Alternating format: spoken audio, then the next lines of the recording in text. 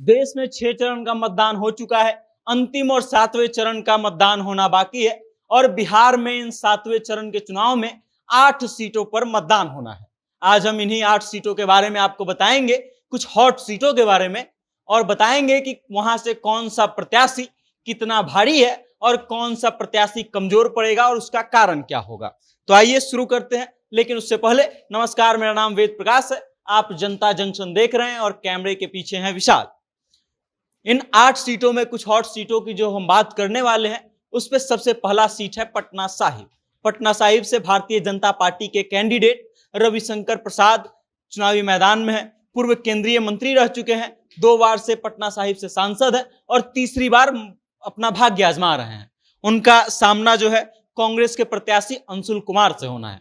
अब बात किया जाए तो वैसे तो रविशंकर प्रसाद भारी पड़ेंगे, लेकिन इनके क्षेत्र में इनके खिलाफ जो है एंटी कम्बेंसी का मामला चल रहा है। लोग जो है इनसे थोड़ा सा रुष्ट है और इस कारण से ये कहा जा रहा है कि इस सीट पर जो है कांटे की टक्कर देखने को मिलेगी और ये अभी कह पाना मुश्किल होगा कि कौन सा प्रत्याशी भारी पड़ेगा और कौन कमजोर पड़ेगा। उसके बाद अगला सीट है पाटलिपुत्रा।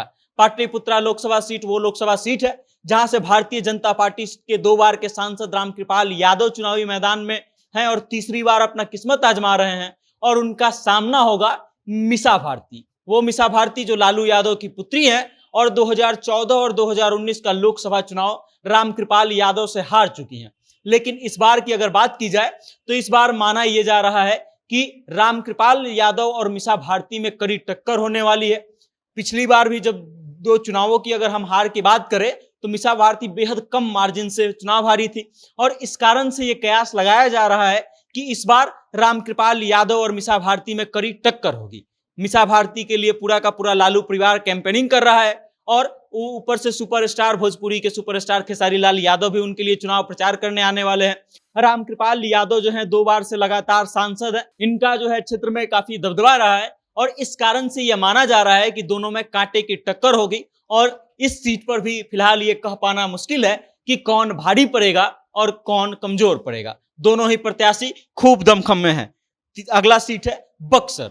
बक्सर लोकसभा सीट से भारतीय जनता पार्टी के कैंडिडेट है मिथिलेश तिवारी। ये वही लोकसभा सीट है जहां से अश्विनी चौबे का टिकट कट गया था और मिथिलेश तिवारी को टिकट मिला है। बक्सर लोकसभा सीट जो है हॉटस्पॉट इसलिए बना हुआ है क्योंकि पहला तो अश्विनी चौबे का टिकट कटा और मिथिलेश तिवारी को मिल गया और दूसरा यहाँ से एक निर्दलीय प्रत्याशी है जो पूर्व आईपीएस रह चुके हैं। आईपीएस पद से इस्तीफा देने के बाद जो है वो यहाँ से निर्दलीय चुनावी मैदान में कूदे हैं और पहले उनके नाम की चर्चा चल रही थी कि भारतीय जनता पार्टी उनको कैंडिडेट बना सकती है, लेकिन अंततः टिकट मिलने में कामयाब हो गया मिथिलेश तिवारी को और आनंद मिश्रा जो है निर्दलीय मैदान में कूद गए और इन दोनों का सामना होगा राजद के प्रत्याशी सुधाकर सिंह से। बक्सर लोकसभा सीट में भी लड़ाई जो है त्रिकोणीय हो चुकी है और इसलिए किसी एक पार्टी का नाम लेना शायद बेवकूफी होगा क्योंकि अब जो है लड़ाई त्रिकोणीय है और तीनों प्रत्याशी पूरे दमखम के साथ मैदान में लगे हुए हैं। देखना यह दिलचस्प होगा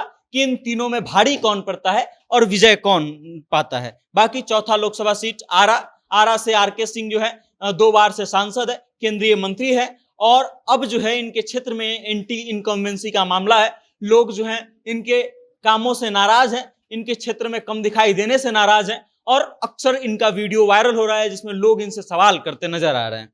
उसके बाद आरके सिंह का सामना होगा सुदामा प्रसाद से। ये सीपीआई के कैंडिडेट है महागठबंधन से और इस बार जो है कड़े टक्कर की बात की जा रही है। अगला सीट जहानाबाद लोकसभा सीट।